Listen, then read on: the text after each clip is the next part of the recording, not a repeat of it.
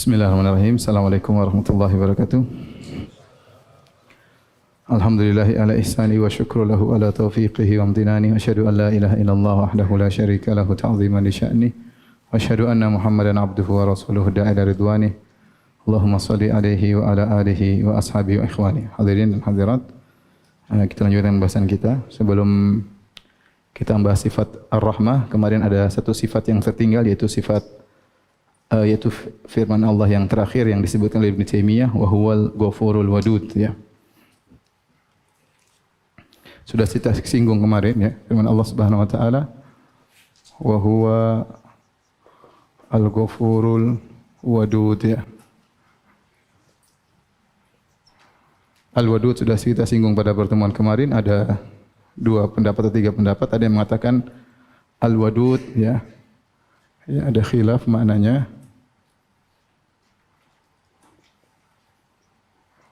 Ada yang mengatakan al-wadud artinya yaitu al-wad, yaitu yang mencintai. Ada yang mengatakan al-wadud sama dengan al-maudud, yaitu yang dicintai. Pendapat yang ketiga mengatakan al-wadud, ya, mencakup kedua-duanya. Mencakup kedua-duanya. Bisa mencintai, bisa dicintai, ya. Allah juga berfirman, innal ladzina amanu wa amilus solihat sayaj'alu lahumur rahmanu wudda. Innal ladzina amanu wa amilus solihat, di akhir dari surat Maryam.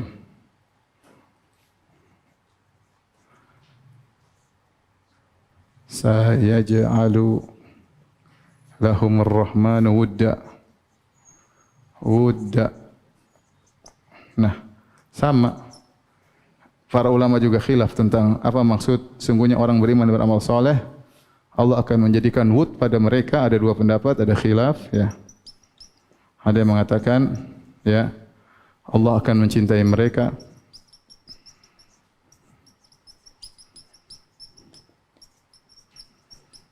Ada yang mengatakan Allah akan menjadikan kaum mukminin yang lain, kaum mukminin mencintai mereka.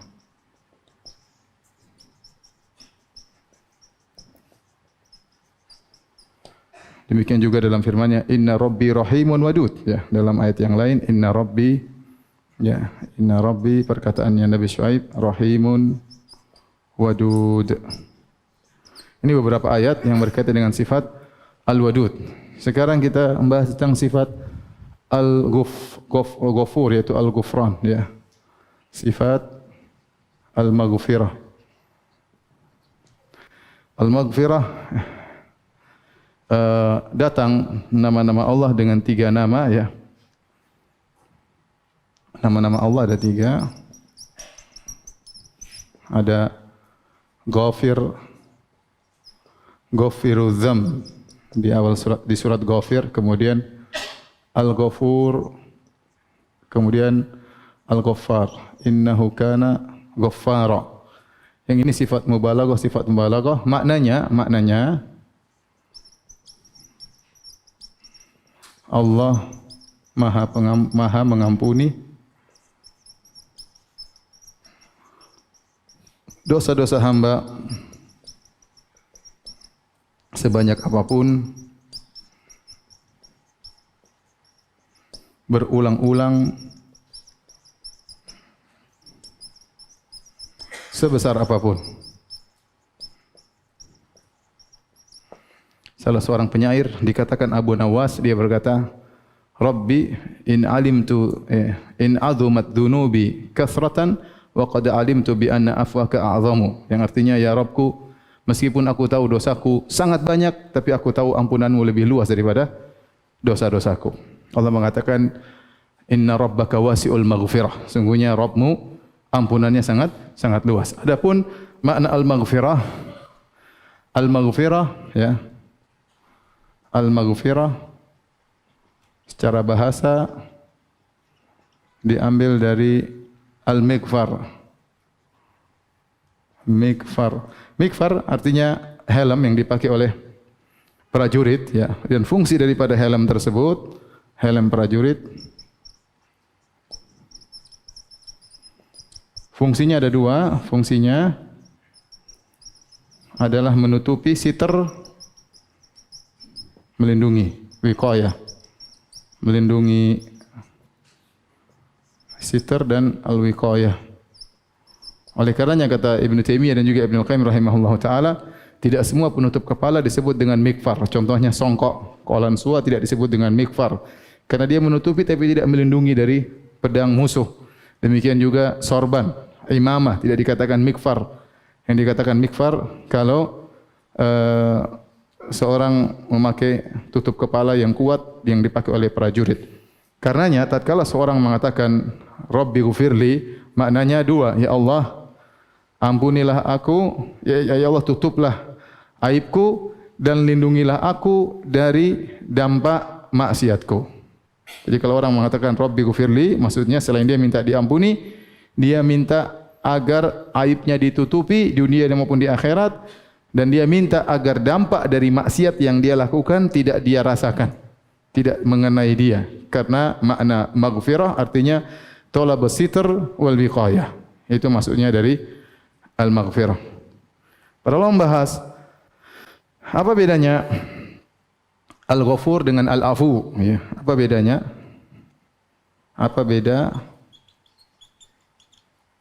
al-ghafur dengan al-afu? Al-Ghafur Maha Pengampun, Al-Afu juga Maha Pengampun. Ada khilaf di kalangan para ulama, ada yang mengatakan bahwasanya Al-Ghafur lebih luas daripada Al-Afu, ada yang sebaliknya Al-Afu berpendapat Al-Afu lebih luas daripada Al-Ghafur. Al-Afu ya, kalau disebut sendirian mencakup Al-Ghafur. Al-Ghafur kalau disebut sendirian mencakup Al-Afu. Tapi kalau digabungkan maka Al-Afu mengatakan berkaitan dengan dihapusnya catatan kemaksiatan. Ya, dihapuskan. Allahumma innaka afuun tuhibbul afwa fa'fu anni. Tapi ada khilaf di kalangan para ulama tentang perbedaan antara al-ghafur sama al-afu. Di sini kata para ulama tatkala digandengkan antara Al-Ghafur dan Al-Wadud menunjukkan orang yang bermaksiat lalu bertobat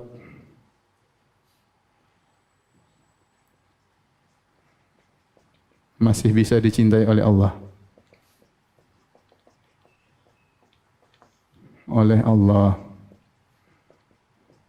Taib.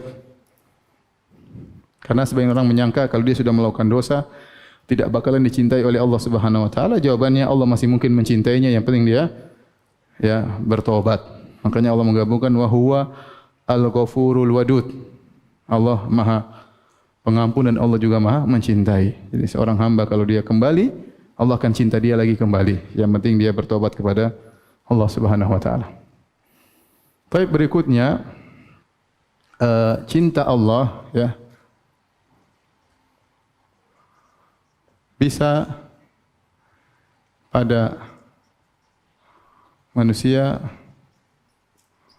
bisa pada tempat tertentu, bisa pada amalan tertentu, amal soleh. Ya, pada manusia banyak sekali sudah kita sebutkan dalam Al-Quran. Wallahu dalam Ibnu Taimiyah menyebutkan wallahu yuhibbul apa? Muttaqin. Allah mencintai orang-orang yang bertakwa. Terus apa lagi? Innallaha yuhibbul muqsitin. Allah mencintai orang-orang yang adil. Kemudian lagi wa ahsinullaha yuhibbul muhsinin. Allah mencintai orang-orang yang berbuat ihsan. Sabirin ada tidak? Adanya wallahu ma'as sabirin. Wallahu yuhibbus sabirin. Coba lihat ada enggak di Al-Quran? Ada enggak? Wallahu yuhibbus sabir. Lihat, ada enggak? Enggak ada yang punya searching.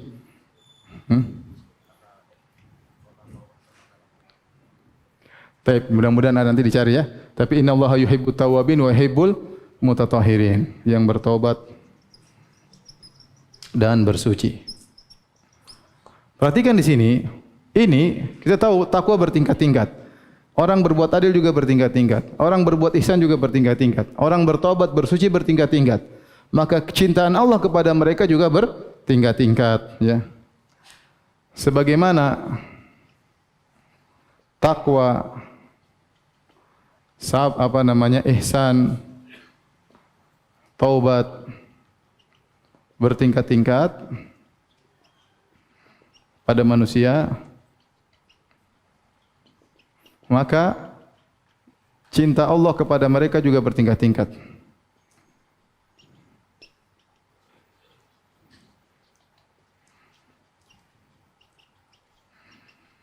Tentu Allah lebih mencintai orang yang selalu mensucikan dirinya, selalu berwudu, jaga wudu. Lebih Allah cintai daripada orang yang berwudu jarang-jarang. Tentunya Allah lebih mencintai orang yang setiap dia bersalah langsung dia beristighfar karena dia tawwab, selalu kembali kepada Allah kalau bermaksiat. Beda dengan orang yang jarang-jarang bertobat. Tentunya Allah lebih cinta kepada orang yang ihsan. Dia selalu berbuat baik kepada orang lain, ya. Dengan orang yang berbuat ihsan sedikit, tentu cinta Allah bertingkat-tingkat. Tidak sama. Allah Maha Adil. Allah mencintai tempat seperti sabda Nabi sallallahu alaihi wasallam, wa habbul bilad wa ahabbul bilad ila Allah masajiduha wa abghadu al bilad ila Allah aswaquha. Kata Nabi sallallahu alaihi wasallam, tempat yang paling dicintai oleh Allah masjidnya. Dan tempat yang paling dibenci oleh Allah adalah pasarnya. Karena pasarnya banyak penipuan, bohong, sumpah palsu, ya. Ya, kabualan kalau bahasa Papua, ya. Suka bohong, ya. Ini demi Allah ini modalnya cuma sekian, padahal bohong. Demi Allah untungnya cuma sekian, ya. Padahal apa? Bohong, ya. Adapun yang dicintai oleh Allah masjid. Allah mencintai masjid, dan kemudian Allah juga mencintai amalan soleh banyak sekali. Ahabul kalami ilallah, yang paling dicintai oleh Allah 4. Subhanallah walhamdulillah wala ilaha illallah akbar. Orang kalau mendengar Allah suka dengan kalimat tersebut, orang semangat untuk berzikir dengan zikir tersebut. Kenapa? Karena dia tahu Allah mencintai kata-kata tersebut. Kata Nabi sallallahu alaihi wasallam dalam hadis terakhir dalam Sahih Bukhari, kalimatani khafifatani 'ala lisani, thaqilatani fil mizani, habibatani lir rahmani. Dua kata yang dicintai oleh Allah, berat di timbangan, ringan diucap, subhanallah bihamdi, subhanallah azim. Kalau orang dengar itu, dia semangat untuk berzikir dengan zikir tersebut. Karena dia tahu Allah suka dengan ini. Ahlu sunnah mudah, ya Allah suka, gampang. Allah cinta dengan kata-kata tersebut. Taib. Contohnya lagi apa? Wa ahabbul a'mali ila Allah sururun tidkhuluhu ala qalbi al-muslim. Amalan yang paling dicintai oleh Allah, rasa senang yang kau masukkan dalam hati seorang muslim. Kau bahagian seorang muslim, kau belikan dia hadiah, kau beri bantuan kepada dia, dia senang, Allah paling suka dengan amalan tersebut. Jadi seorang termotivasi karena dia tahu Rabb-nya mencintai. Seperti juga kata Nabi sallallahu alaihi wasallam, wa ahabbul a'mali ila Allah adwamuha wa inqal. Amalan yang paling dicintai oleh Allah yang paling kontinu meskipun apa? Sedikit. Jadi orang semangat. Enggak banyak sekali amalan soal ini, ya. Ayu sadaqati ahabbu ila Allah. Ya, banyak pertanyaan, ya Rasulullah, sedekah apa yang paling dicintai oleh Allah? Ya Rasulullah, amalan apa yang paling dicintai oleh Allah? Sahabat bertanya. Mereka semua tahu Allah bisa mencintai suatu apa? Amalan. Ahlul bidah enggak bisa. Ahlul bidah mengatakan Allah tidak mencintai. Enggak boleh Allah mencintai. Taib.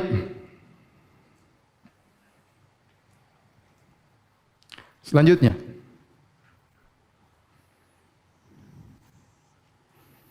Cinta menurut ahlul bid'ah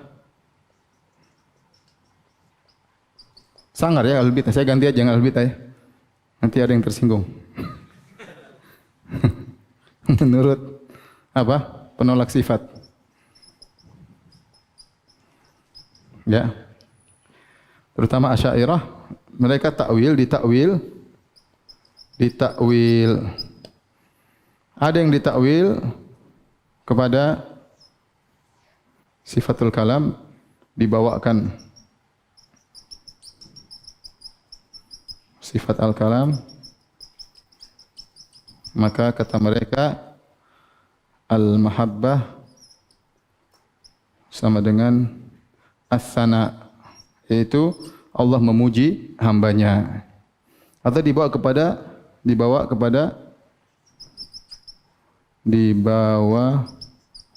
kepada sifat al-iradah. Al-iradah. Sehingga kata mereka al-mahabbah, mahabbatullah sama dengan iradatu as-sawab. Iradatu sawab. Atau mereka mengatakan al-isabah. Mereka bilang al-isabah.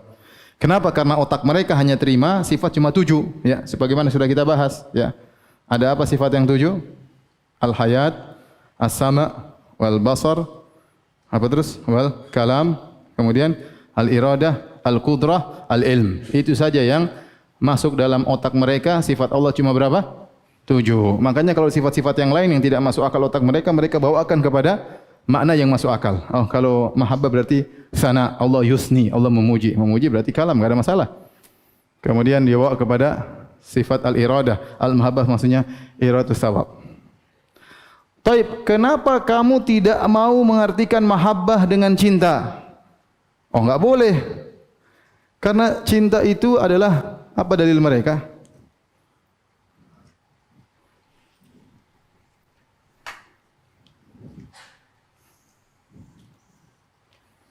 Dalil mereka menolak sifat al-mahabbah. Pertama, kata mereka, mahabbah, cinta, menunjukkan kecondongan hati.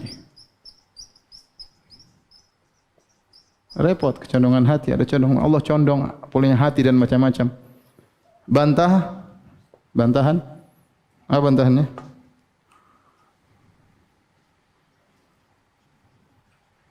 Sama.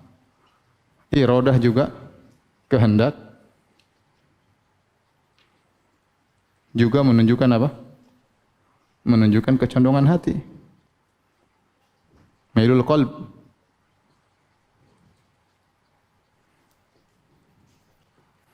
Paham?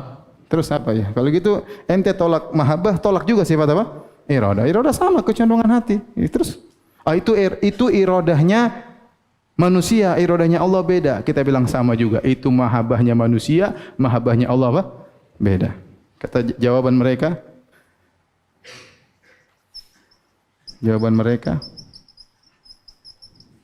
itu sih iradahnya siapa? Manusia. Yang begitu. Kita jawab apa? Bantahan? Sama. Itu sih mahabbahnya siapa? Manusia. Yang ada kecondongan hati. Sudahlah. Nanti mau lari kemana? Sudah, ente kalau konsekuen tolak semuanya.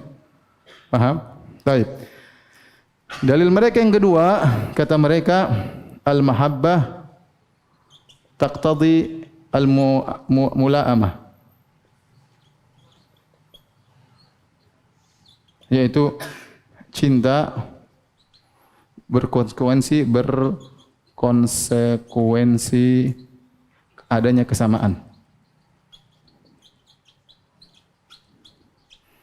Ya, ada kecocokan, kesamaan. Saya cinta sama antum, berarti antum ada dengan saya. Saya cinta sama istri saya, ada sama manusia dan yang lainnya. Kita bilang bantahannya tidak harus demikian. Bantahan itu tidak lazim. Ya. Bukankah kita cinta, suka sama kucing atau apa? HP atau mobil, memang kita kayak mobil. Tapi kalau sudah tolong dihapus.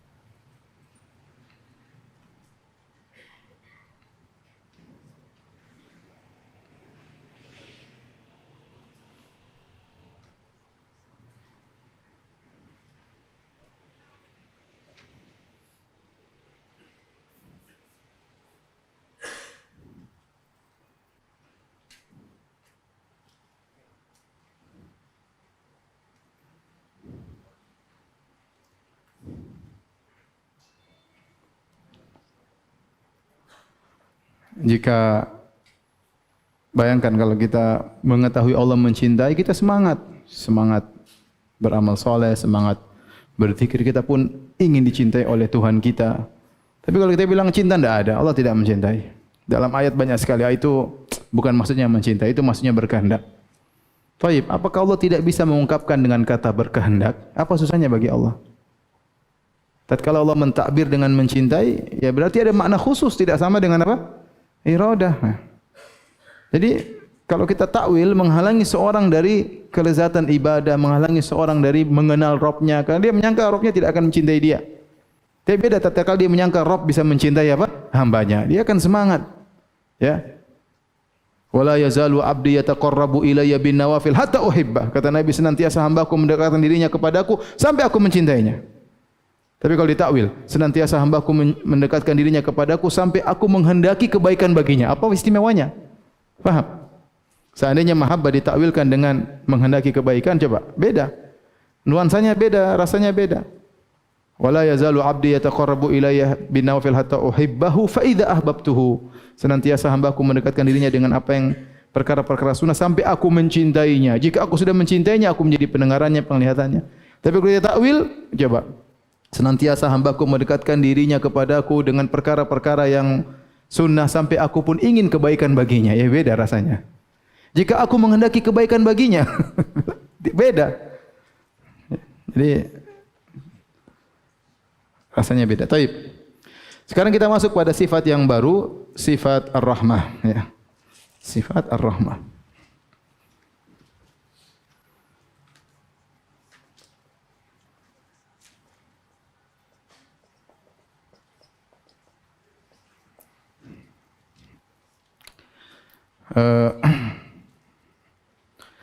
Di sini Ibnu Taimiyah rahimahullah taala membawakan banyak ayat seperti Bismillahirrahmanirrahim dengan nama Allah yang Ar-Rahman dan Ar-Rahim. Kun Rabbana wasi'ta kulla syai'in rahmatan wa ilma. Ya Rabbku, ya Rabb kami, sungguhnya rahmatmu dan ilmumu meliputi segala sesuatu. Kemudian firman Allah, wa kana bil mu'minina rahima. Dan adalah Allah sangat sayang kepada orang-orang beriman. Wa rahmati wasi'at kulla syai'. Fasa'aktubu lilladzina yattaqun, dan rahmatku meliputi segala sesuatu. Kataba rabbukum ala nafsihi rahmah. Rabb kalian mewajibkan atas dirinya untuk rahmah, memiliki sifat rahmah. Wa huwal ghafurur rahim. Dia Allah Maha Pengampun lagi Maha Penyayang. Fallahu khairun hafidha wa huwa arhamur rahimin. Allah adalah sebaik-baik penjaga dan Dia adalah sebaik-baik penyayang. Ini semua ayat berbicara tentang sifatur rahmah. Sifat rahmah, ya, menurut Ahlussunnah wal Jamaah adalah kasih sayang, ya. Allah menyayangi hamba-hambanya, ya, dan ini termasuk sifat fi'liyah, ya. Terkadang Allah menyayangi, terkadang Allah tidak menyayangi, ya. Iyyasha yarhamkum au iyyasha yu'adzibukum. Terkadang Allah berkehendak Allah menyayangi kalian, kalau Allah berkehendak Allah akan mengazab kalian. Baik, Ibnu Taimiyah membuka dalilnya dengan Bismillahirrahmanirrahim. Ar-Rahman, Ar-Rahim.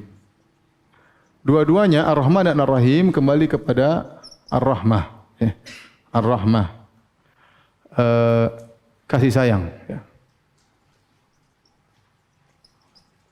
Tapi kalau Indonesia kita terjemahkan Maha Pengasih lagi Maha Penyayang. Padahal sama saja, Maha Rahmah, Maha Rahmah. Apa bedanya Ar-Rahman dan Ar-Rahim? Ada khilaf, ya. Beda. Apa bedanya Ar-Rahman dan Ar-Rahim? Jelas beda kan? Beda. Makanya ada orang namanya Abdurrahman, ada namanya Abdurrahim. Kalau sama ya repot. Khilaf. Pendapat pertama,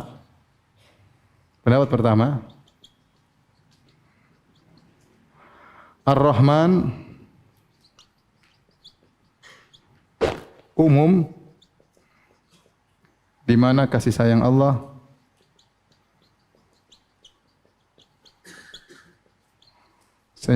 meliputi seluruh makhluk. Seluruh makhluk.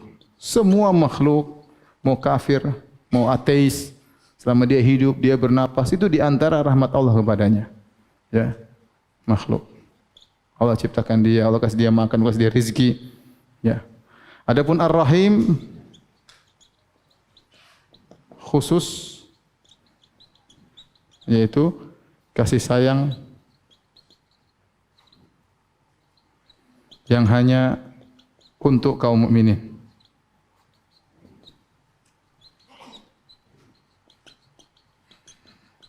Ini banyak ulama berpendapat demikian. Karena Allah berfirman, "Wa kana bil mu'minina rahimah."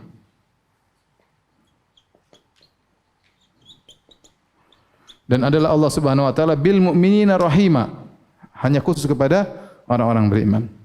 Sehingga Rahman mencakup kasih sayang meliputi segala sesuatu dan Ar-Rahim kasih sayang khusus. Secara bahasa kata Ar-Rahman itu lebih ablaq, lebih luas daripada Ar-Rahim. Karena bahasa Arab kalau wazan fa'lan itu menunjukkan puncaknya, seperti syab'an. Syab'an itu benar-benar sudah kenyang, ya. Ghadban itu maksudnya sedang marah-marahnya, ghadban. Sama Ar-Rahman itu bahwasanya rahmatnya sangat luas. Ar-Rahim khusus buat orang-orang beriman. Ini pendapat pertama. Pendapat kedua,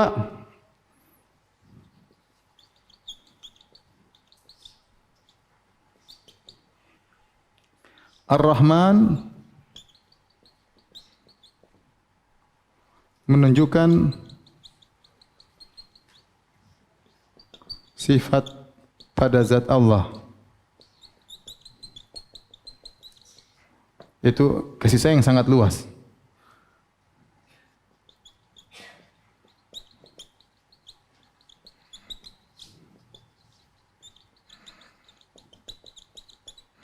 Adapun Ar-Rahim menunjukkan kasih sayangnya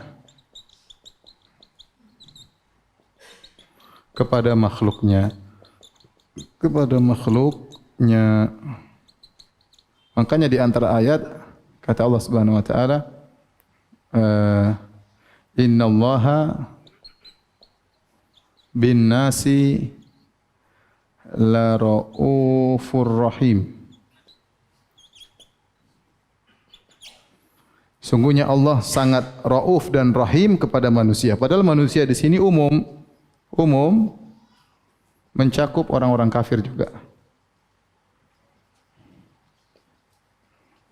Dan inilah pendapat Ibnul Qayyim rahimahullah dalam kitabnya Badail Fawaid. Ini pendapat Ibnul Qayyim rahimahullah ta'ala.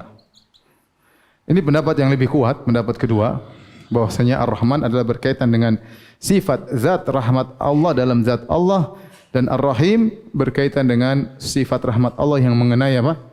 Hamba-hambanya. Ya. Ini dua pendapat. Ya, dua-duanya ada salafnya, tapi yang lebih kuatlah pendapat yang kedua. Wallahu ta'ala a'lam. Baik. Pembahasan berikutnya, ya. Rahmat Allah ada dua, ya. Ada dua. Yang pertama, rahmat Allah yang merupakan sifat Allah. Sifat pada zat Allah. Makanya Allah mengatakan Ar-Rahman. Ar-Rahman itu zat Allah memiliki rahmat. Yang kedua, rahmat yang Allah ciptakan, ya, untuk makhluk-makhluknya.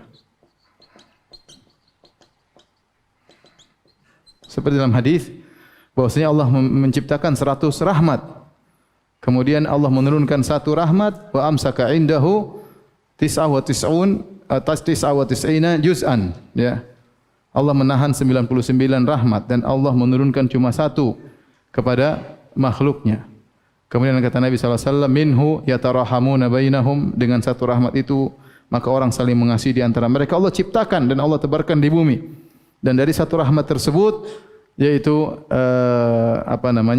seekor kuda menahan kakinya untuk tidak menginjak anaknya karena dia punya rasa rahmat terhadap apa?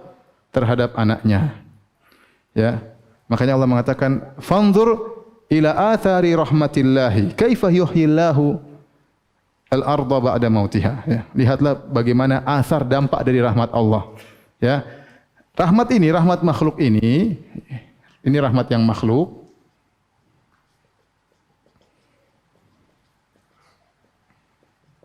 Ya. Merupakan dampak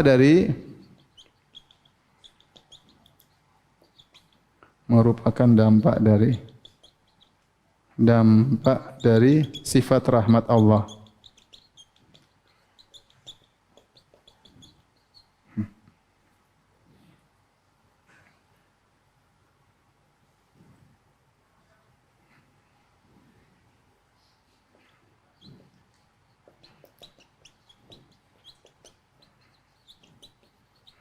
Dalam surat Ar-Rum, "Fanzur ila athari rahmatillah." Lihatlah kepada dampak dari rahmat Allah Subhanahu wa taala.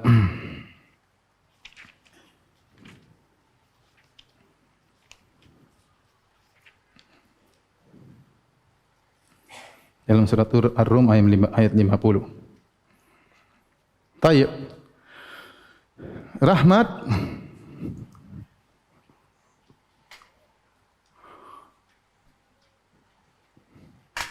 sifat rahmat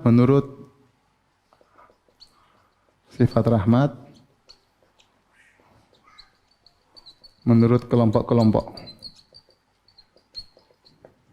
Baik, kita akan bagi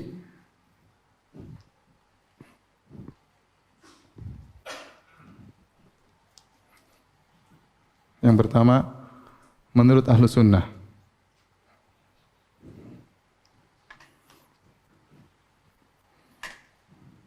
Ahlus Sunnah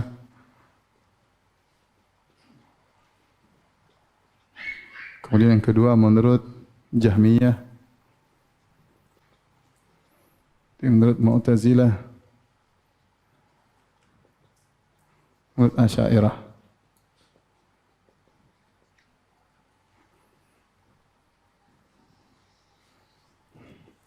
Adapun menurut Ahlus Sunnah wal Jamaah, maka sifat rahmat adalah sifat yang hakiki. Sifat rahmat adalah sifat yang hakiki. Seperti kaidah kita tidak tahu bagaimananya. Pokoknya kita paham sifat rahmat itu kita apa? Paham. Tapi bagaimananya enggak usah tanya. Bagaimana dalam zat Allah itu bukan urusan apa? Bukan urusan kita. Paham? Ya. Baik. Dalilnya banyak, ya. Dalilnya rahmat datang dalam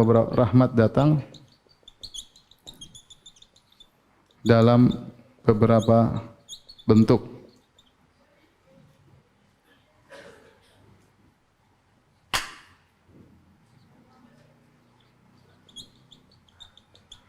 Di antaranya dalam bentuk isim fa'il. Firman Allah Subhanahu wa taala, Arhamur Rahimin. Isim fa'il maksudnya rahim. Rahim itu isim fa'il. Dalam mubalaghah, sighah mubalaghah.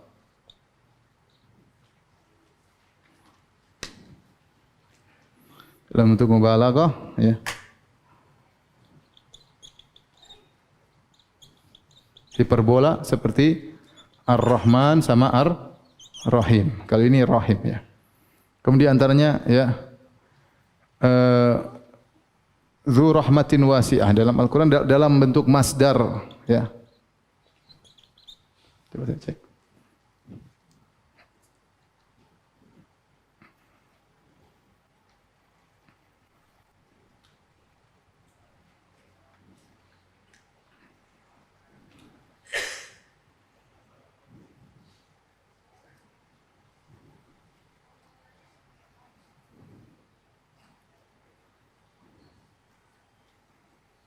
Apa wa rabbukal ghafuru dzur rahmah, wa rabbukal ghafuru dzur rahmah. Seperti firman Allah, dzur rahmah.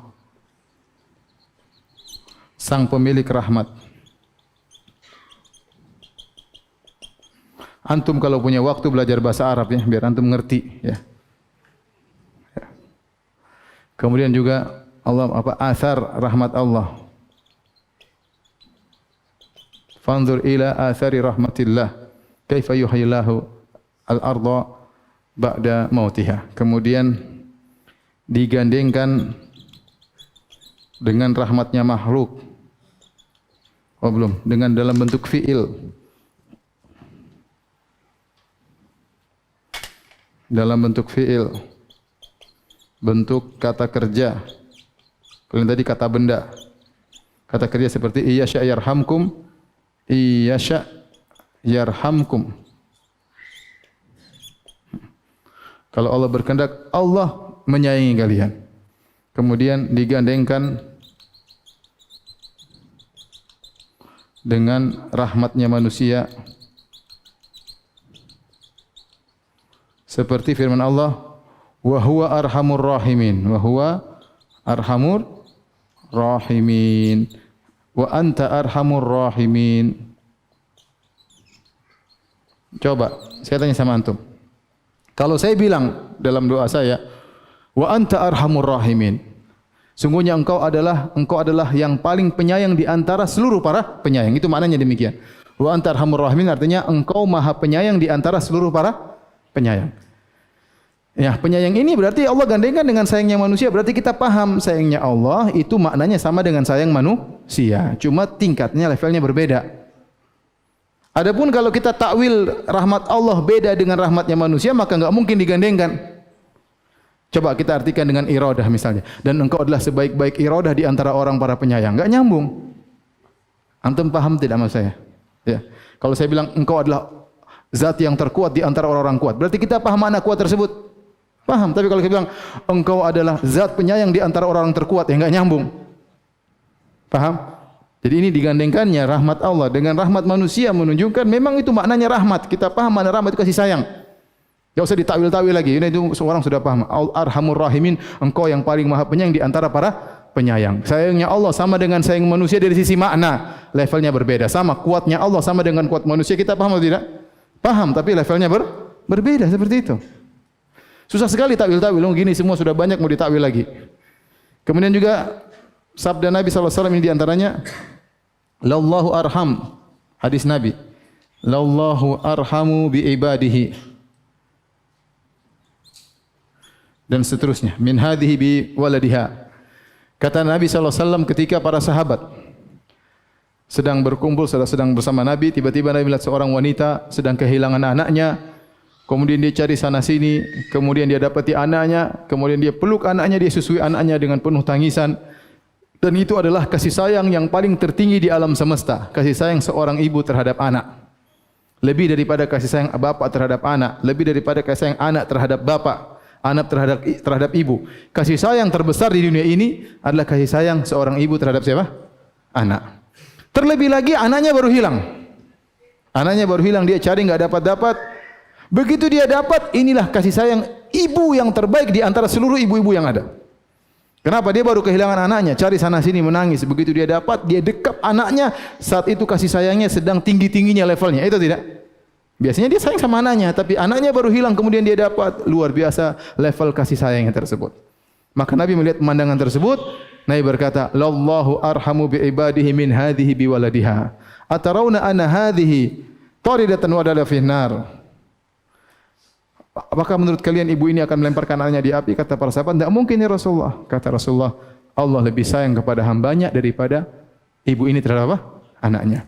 Yang Allah bandingkan rahmat atau bukan?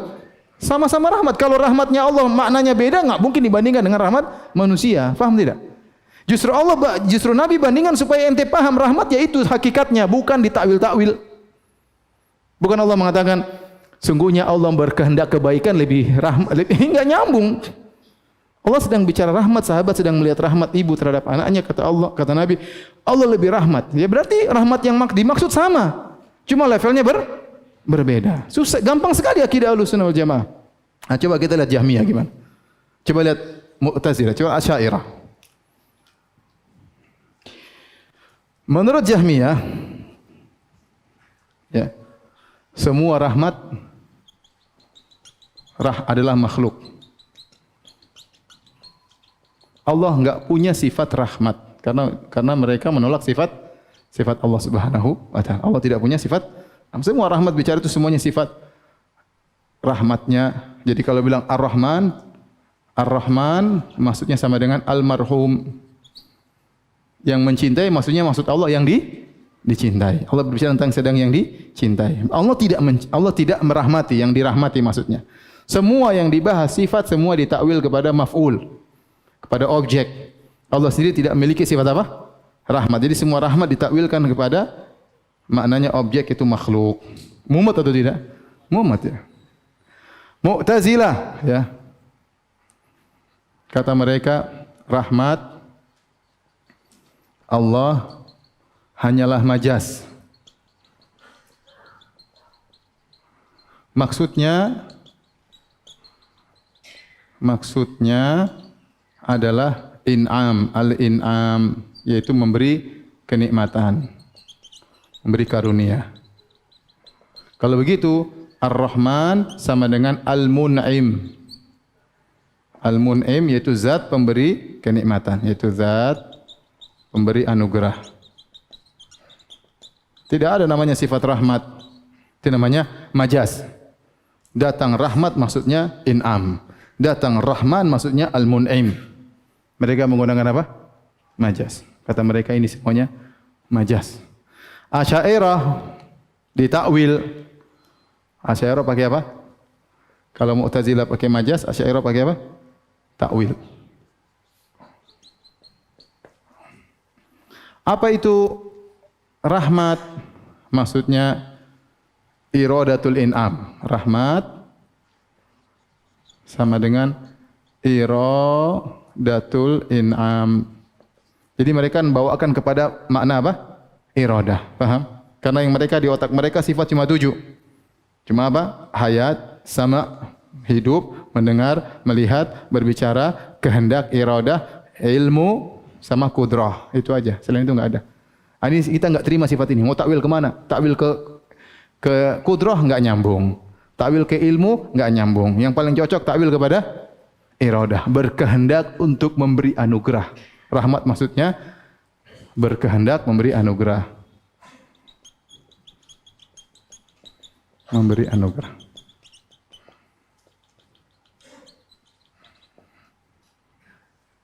Ini semua batil.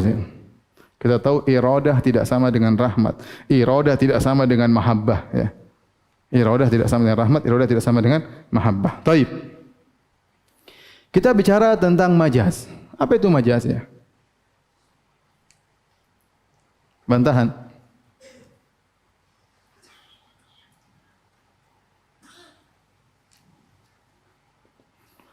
Majaz ya. Majaz sebenarnya ada dua ya. Itu pada sifat-sifat Allah dan yang gaib, hal-hal gaib. Yang kedua pada selain itu. Ya. Kalau pada selain yang gaib, perkaranya lebih ringan. Ini masalah khilaf tentang masalah apakah disebut majaz, apa disebut dengan uslub berbahasa. Tapi masalahnya tatkala majaz digunakan pada sifat-sifat Allah dan hal yang gaib. Kenapa ente butuh majaz? Kenapa? Karena otak mereka tidak bisa menerima sifat-sifat yang gaib ini. Sehingga Mu'tazilah mengatakan timbangan, oh itu majaz. Ya. Haud, ada telaga, oh itu majaz. Susah, ditolak semua. Jangan ini cuma majaz. Ente kenapa tolak? Tidak masuk akal saya. Tidak masuk akal ente bahlul, yang lain masuk akal, apa susahnya? Tidak masuk akal ente, kemudian ente mengatakan majaz. Ya. Enggak benar. Jadi landasan mereka hanya karena tidak masuk akal mereka, sehingga mereka mengatakan majaz. Mudah sekali mereka tolak, oh itu majaz. Maksudnya bukan begitu. Maksudnya sekedar apa? Majaz ya. Majaz kalau kita bicara selain pada sifat-sifat Allah dan hal gaib enggak ada masalah ya. Karena mungkin kita bisa pikirkan, mungkin bisa kita renungkan, sangat zahir ya. Tapi kalau masalah sifat-sifat Allah dan hal gaib, apa yang buat Anda mengatakan di majaz? Karena menurut dia tidak masuk akal. Sebenarnya majaz itu apa sih? Majaz dalam bahasa Arab itu maksudnya naqlu al-kalimah min wad'ihi al-awwal ila wad'ihi tsani. Maksudnya memindahkan suatu kata dari penempatan yang pertama kepada penempatan yang kedua. Contohnya begini. Kata singa pada asalnya adalah untuk hewan yang berambut panjang dan berjenggot panjang yang sangar. Itu namanya apa? Singa, hewan buas ya. Kemudian kita bilang, ih manusia ini singa. Manusia apa? Singa. Berarti kalau kita bilang singa pada manusia maksudnya apa? Majas. Maksudnya serem itu maksudnya. Itu namanya majas. Kalau itu dalam bahasa bukan masalah gaib, mungkin enggak ada masalah. Tetapi ini pun dikritiki oleh para ulama. Dari mana kamu tahu bahwasanya kata singa itu asalnya buat hewan? Dari mana? Apakah pernah ada konferensi para ahli bahasa mengatakan, hei manusia sekalian, ini peletakan pertama, kalau ada gunakan singa pada manusia itu peletakan kedua, maka bilangnya apa? Majas. Faham? Itu tidak pernah terjadi. Bisa jadi sejak awal orang Arab sudah paham, singa kalau kepada hewan maksudnya begini, kalau kepada manusia maksudnya orang seram misalnya. Tidak dikatakan majas ya, maksudnya begitu. Ini istilah ya, istilah. Ada yang mengatakan majas, yang mengatakan metode bahasa Arab ya. Tapi intinya Ibnu Taimiyah rahimahullah mengkritiki karena perkataan majas adalah perubahan dari peletakan pertama ke peletakan kedua, sementara tidak pernah ada ulama yang bersepakat untuk menentukan ini peletakan pertama, ini peletakan kedua, itu tidak pernah ada. Bisa jadi sejak awal sudah langsung 5 peletakan. Sejak awal bisa jadi 7 peletakan. Mungkin antum tidak paham ya, sudah lewati aja. Intinya ini sesat, paham ya? Adapun takwil, kenapa mereka mentakwil? Apa dalilnya takwil? Dalil takwil. Takwil itu boleh kalau memang ada dalilnya, ada korinahnya. Tapi kalau enggak ada dalilnya, ada korinahnya enggak ada, maka kita tolak. Apa sebab antum mentakwil? Katanya karena dalilnya karena tasbih. Menyamakan Allah dengan makhluk. Kalau kita bilang rahmat berarti rahmat Allah sama dengan makhluk. Rahmat itu berarti kelembekan hati dan lain-lain. Kita bilang itu rahmatnya manusia. Bantahannya sama tadi seperti mahabbah. Terus ente takwil apa? Takwilnya iradatul in'am. Sama iradah juga kecondongan apa? Hati, selesai. Tolak sekalian iradah. Subhanallah. Coba kalau semua ditakwil. Terlalu banyak ayat mau ditakwil, terlalu banyak sifat mau ditakwil. Kita bilang, apakah Allah tidak mampu menggunakan kata yang sesungguhnya? Kenapa harus banyak mau ditakwil? Mahabbah ditakwil, ini ditakwil. Kenapa Allah tidak langsung pasang iradah, selesai? Kenapa bikin bingung umatnya? Kenapa bikin bingung hamba-hambanya? Makanya Ibnu Qayyim rahimahullah membantah untuk orang yang suka mentakwil. Pertama, bukankah Nabi SAW ya lebih fasih bahasa Arab daripada kalian? Iya. Jawabannya tentu. Ya. Bukankah Nabi SAW pandai menyampaikan daripada kalian? Tentunya iya. Bukankah Nabi lebih semangat umatnya dapat hidayah daripada kalian? Iya. Nabi unggul daripada kita. Nabi lebih pandai bahasa Arab. Nabi lebih pandai menyampaikan. Dan ketiga, Nabi lebih semangat agar kita dapat hidayah. Kenapa Nabi pakai teka-teki semuanya? Ya bu, maksudnya iradah ya, harus ditakwil ya. Ini maksudnya ini. Angkat tangan, oh bukan itu maksudnya. Semuanya ditakwil. Berarti Nabi tidak pandai menyampaikan kalau begitu. Lebih baik orang tidak usah pakai Al-Quran, tidak usah pakai hadis. Kalau semua harus ditakwil. Paham? Itu bantahan gampang dari Ibnu Qayyim rahimahullah bahwasanya Nabi adalah orang yang paling pandai bahasa Arab. Dia mampu membedakan antara mahabbah dengan iradah. Nabi mampu membedakan antara rahmat dengan apa? Iradah. Nabi mampu atau tidak? Mampu, kita aja mampu, apalagi Nabi SAW. Apakah Nabi tidak pandai untuk mengungkapkan? Dia pandai daripada kita. Kenapa tidak dia ungkapkan? Apakah Nabi ingin buat teka-teki kepada umatnya? Ya, astagfirullah. Nabi ingin yang jelas kepada umatnya. Bukan bikin teka-teki sama umatnya, suruh tebak-tebakan. Ini apa? Majas apa takwil? Enggak. Jadi yang benar, rahmat Allah adalah sifat Allah yang hakiki. Baik, kalau sudah hapus.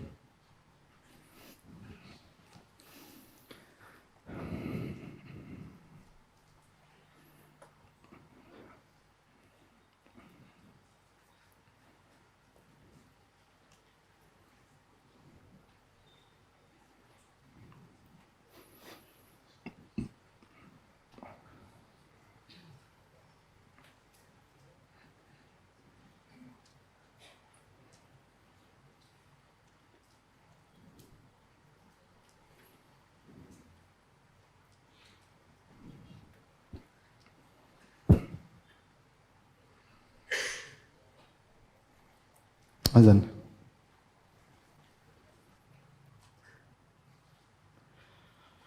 Hadirin dan hadirat Allah Subhanahu wa taala, selanjutnya kita akan bahas bagaimana meraih rahmat Allah ya. Bagaimana dikasihi Allah.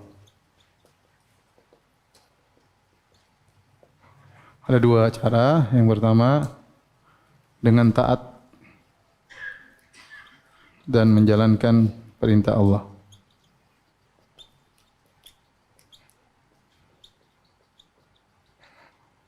Allah berfirman, ya, wa atiullaha war rasul, wa atiullaha war rasul la'allakum turhamun. Wattaqu la'allakum turhamun. La'allakum turhamun. Kemudian di antaranya, innamal mu'minuna ikhwatun fa aslihu baina akhwaykum wattaqullaha la'allakum turhamun. Wattaqullaha la'allakum turhamun. Perhatikan di sini, kalau mau dapat rahmat Allah, taat kepada Allah dan Rasulnya, semoga kalian dirahmati oleh Allah. Bertakwalah, kemudian kalian akan dapat rahmat oleh Allah Subhanahu wa taala. Jadi, metode pertama untuk dirahmati oleh Allah, dikasihi oleh Allah, taat kepada Allah. Sejauh mana seorang taat kepada Allah, sejauh itu dia akan dirahmati oleh Allah Subhanahu wa taala. Yang kedua, dengan merahmati makhluk Allah. Kata Nabi sallallahu alaihi wasallam, ar-rahimuna yarhamuhumullah. Irhamu man fil ard yarhamkum man fis sama. Ya. Coba ya, ini kita sekarang hadis, kita pakai terjemahan Ahlus Sunnah wal Jamaah ya. Nanti kita pakai terjemahan Asy'ariyah. Ar-rahimuna yarhamuhumullah, yarhamuhumur rahman. Ar-rahimuna yarhamuhumur rahman.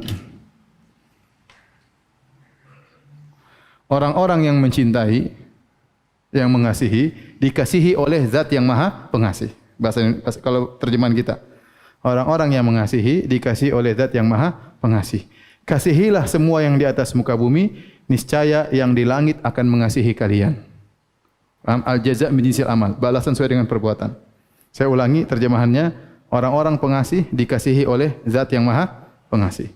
Kasihilah, rahmatilah orang di atas muka bumi, niscaya yang di langit akan merahmati kalian. Coba kalau orang Asy'ariyah terjemahin. Orang-orang yang mengasihi akan diinginkan kebaikan oleh Zat yang repot coba. Karena Ar-Rahman maksudnya iradatul nikmah atau iradatul in'am. Susah. Orang-orang yang mengasihi akan dikehendaki kebaikan oleh Zat yang menghendaki kebaikan kepada mereka.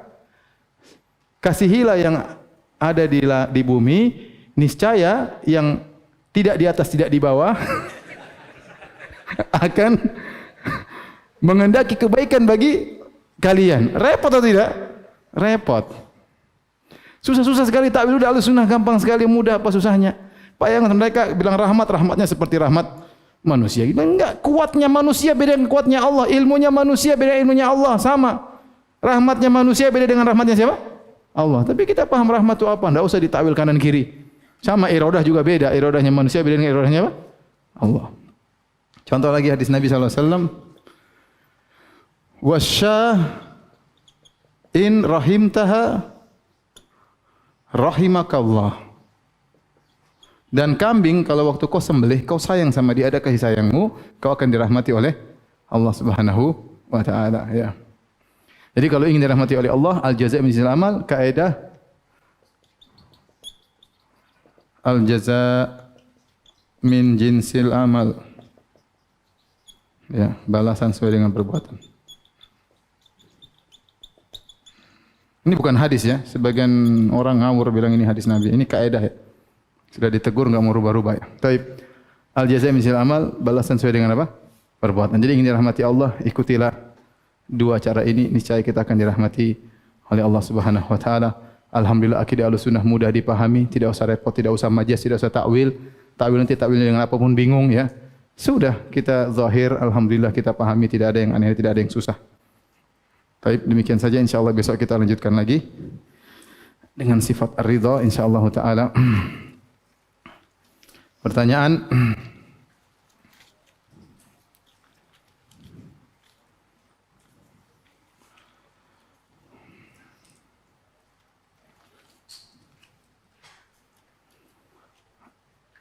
Ketika solat Jumat dan azan sedang dikumandangkan, mana yang didahulukan, menjawab azan atau solat tahiyatul masjid?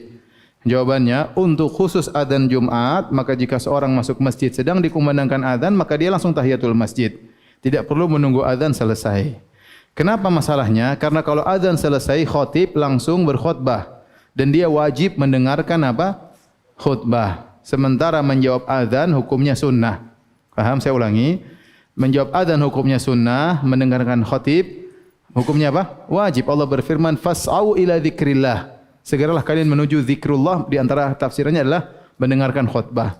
Dan kita tahu kewajiban diutamakan daripada yang sunnah. Oleh karenanya jika adzan dikumandangkan pas khutbah Jumat kita baru datang, kita tahiyatul masjid meskipun tidak menjawab adzan.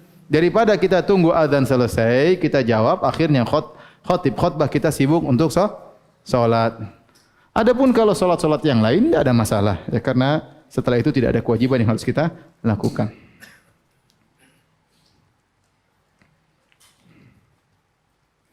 Apakah hukum melazimkan doa sebelum salam? Tidak ada masalah. Nabi SAW menyuruh untuk berdoa, untuk memilih doa yang dia kehendaki sebelum salam. Seorang ingin terus-terusan tidak ada masalah, selama dia tidak meyakini itu wajib misalnya. Ya. Sama seorang melazimi solat sunnah, solat tahiyatul masjid, melazimi solat qiyamul lail, enggak ada masalah tiap hari. Memang ada masalah? Enggak ada, yang penting dia tidak meyakini itu wajib. Apakah boleh memberi nama dengan Ar-Rahman atau Rahmat? Kalau Ar-Rahman tidak boleh namanya kecuali hanya Allah Subhanahu wa taala. Tapi kalau Rahim boleh. Karena Nabi disifati juga dengan Rahim, ya. Bil mu'minina raufur rahim. Ya. Laqad ja'akum rasulun min anfusikum azizun 'alaihi ma 'anittum harisun 'alaikum bil mu'minina raufur rahim. Itu Nabi sallallahu alaihi wasallam sangat rahmat kepada umatnya. Adapun Ar-Rahman maknanya adalah memiliki rahmat yang sangat luas, maka tidak boleh kecuali kepada Allah Subhanahu wa taala. Maka tidak boleh kita panggil orang Ar-Rahman. Ya, orang Indonesia repot disingkat-singkatnya. Abdurrahman dipanggil Man. Rahman. Saya ketemu orang, dia security, dipanggil Rahman. Saya panggil, nama antum siapa? Ada Abdulnya enggak? Ada. Ya sudah, saya panggil dia Abdul Rahman. Indah Abdul Rahman. Dipanggil cuma Rahman. Dipanggil dur. Subhanallah. Abdul Rahman. Dan menakjubkan, saya sering sampaikan, menakjubkan di Arab Saudi, mereka kalau manggil tidak pernah disingkat, kecuali ada kebutuhan tertentu dalam rangka untuk bercanda dan yang lainnya. Tapi asalnya kalau mereka sesama mereka panggil dia lengkap. Ada orang namanya Abdurrahman, ya Abdurrahman, enggak ada man, dur enggak ada. Ya. Kalau namanya sulit, Abdul Muhsin, mereka panggil dia Abdul Muhsin. Enggak pernah mereka singkat Muhsin atau Cin, enggak pernah. Dan mereka ada nama agak berat, Abdul Muhaimin. Subhanallah. Saya dengar dia panggil ya Abdul Muhaimin, lengkap. Dan mereka namanya cuma satu-satu, tapi mereka panggilnya lengkap. Indonesia namanya 3, 4. Ya. Teman saya, teman SMP namanya Tri Raharjo Topan Nusantara. Panggilnya 4 nama, panggilnya Pan. Subhanallah. Sudah namanya 4 panjang, panggilnya singkat. Terus buat apa dikasih nama panjang-panjang ya? Jadi pasang nama panjang-panjang, manggilnya pelit. Tapi orang Indonesia gitu, karena memang saling sayang, maka mereka punya tradisi seperti itu, disingkat-singkat. Tapi kalau jangan sampai kita panggil orang dengan Rahman, tidak boleh.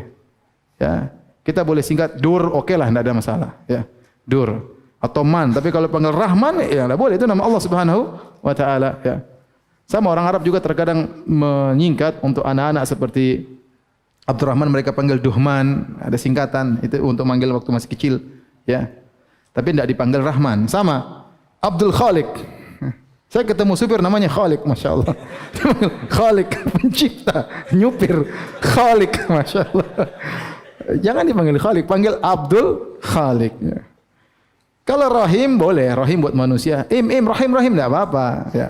Karena itu boleh untuk manusia, boleh juga untuk Allah Subhanahu Wa Taala. Tapi kalau Ar-Rahman, Al-Khaliq itu hanya khusus buat Allah Subhanahu wa taala.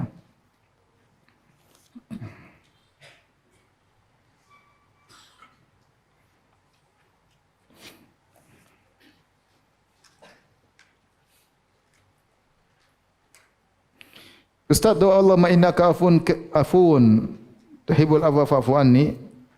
Bolehkah kita baca tatkala sujud? Boleh, enggak ada masalah. Itu doa dianjurkan dibaca tatkala 10 hari terakhir terutama Lailatul Qadar, tapi kita baca kapan saja boleh. Allahumma innaka afun tuhibbul afwa fa'fu anni.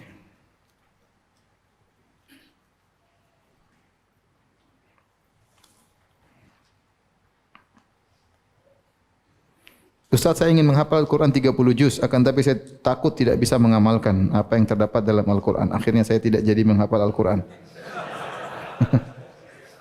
Apakah ini termasuk talbil iblis? Iya, ya. Antum hafal aja, antum niatkan, antum berniat di hadapan Allah, saya ingin mengamalkan. Nanti adapun antum bisa mengamal atau tidak, itu urusan belakangan. Yang penting antum niatkan, kalau antum mau alim, mau pintar, ya harus berusaha hafal Al-Quran. Paling tidak, mayoritas Al-Quran antum sudah hafal. Ayat-ayat untuk berdalil antum hafal. Karena untuk berdakwah misalnya, dan beruntut ilmu kalau bisa hafal Quran sebelumnya itu yang terbaik.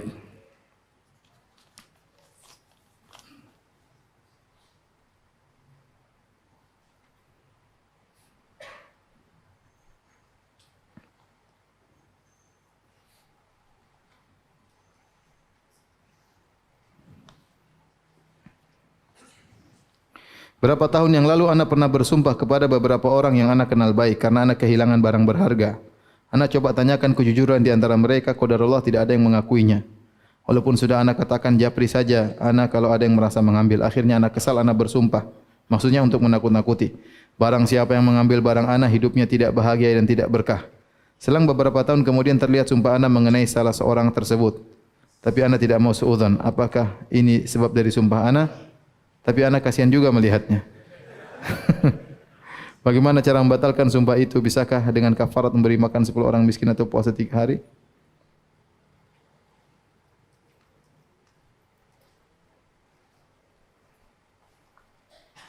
Allah alam ya, saya enggak tahu. Jangan kita sering doakan keburukan bagi orang ya. Enggak usahlah. Mending kita doakan semoga dapat hidayah, semoga dapat apa? Petunjuk ya. Sebisa mungkin, kecuali orangnya benar-benar zalim, ya itu lain lagi ceritanya. Ustaz, saya ingin merutinkan baca Al-Quran tiap hari, namun ada kalanya saya tidak memiliki wudu. Bolehkah baca Quran dengan melihat mushaf tanpa wudu? Ya boleh. Baca Al-Quran boleh tanpa berwudu. Ya. Adapun yang khilaf misalnya orang junub, maka itu ada khilaf di kalangan para ulama. Sebagian bolehkan, sebagian tidak boleh. Demikian juga wanita haid, apakah boleh baca Quran? Sebagian ulama bolehkan, sebagian ulama tidak bolehkan. Saya lebih condong boleh, enggak ada masalah bagi wanita haid. Tetapi yang khilaf di kalangan para ulama menyentuh Al-Quran, itu khilaf di kalangan para ulama. Ya, mayoritas ulama mengatakan orang yang tidak bersuci tidak boleh menyentuh apa? Al-Quran. Tapi kalau kita baca dari HP, HP tidak mengambil hukum Al-Quran. Jadi tidak mengapa dalam kondisi tidak berwudu kita baca Al-Quran lewat HP. Tapi demikian saja. Kurang lebihnya saya mohon maaf, banyak pertanyaan tidak bisa saya jawab karena kekurangan ilmu. Subhanakallah bihamdik, asyhadu an la ilaha illa anta, astaghfiruka wa atubu ilaik. Assalamualaikum warahmatullahi wabarakatuh.